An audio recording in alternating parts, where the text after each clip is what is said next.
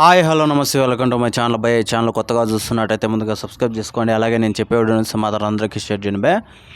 అయితే ఈరోజు మన టాపిక్ వచ్చేసి మన అఖండ 2 టీజర్ గురించి భయ. నిజంగా లిటరల్లీ చెప్తున్నా భయ, నాకు తెలిసినంత వరకు ఇప్పటి వరకు నేను చూసిన టీజర్లో ఇది ద బెస్ట్ టీజర్ అని నాకైతే అనిపిస్తుంది భయ.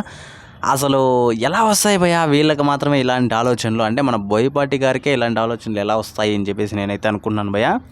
ఒక పక్క మన బోయపాటి గారి డైరెక్షన్ కావచ్చు, ఒక పక్క మన బాలయ్య బాబు గారి యాక్టింగ్ కావచ్చు, ఇంకో పక్క మన తమనన్న మ్యూజిక్ కావచ్చు భయ్య. వీళ్ళ ముగ్గురు కలిస్తే అసలు నిజంగా ఎలా ఉంటుంది అంటే ఊచకోతే, బాక్స్ ఆఫీస్ ఊచకోతే అని చెప్పేసి నేనైతే అనుకుంటున్నాను భయ్య.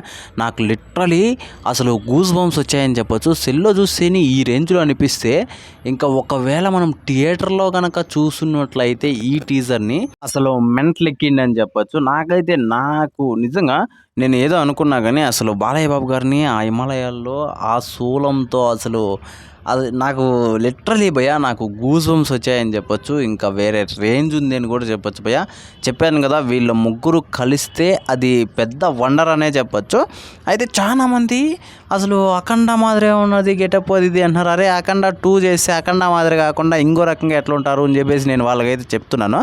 నాకు తెలిసినంతవరకు ఇది చాలా అద్భుతంగానే ఉంది అని చెప్పొచ్చు భయ్య. అలాగే లుక్ అయితే అసలు భయంకరంగా ఉన్నాడు మన బాలయ్య బాబు గారు అని చెప్పొచ్చు. అయితే ఇక్కడ నేను ఒక్కటే భయ్య, విలన్ కళ్ళని అయితే చూపిస్తారు, అది ఎవర్రా అని చెప్పేసి కొంచెం చాలాసేపు ఆలోచించినా కూడా నాకు ఎవరు అనేది గుర్తు రాలేదు.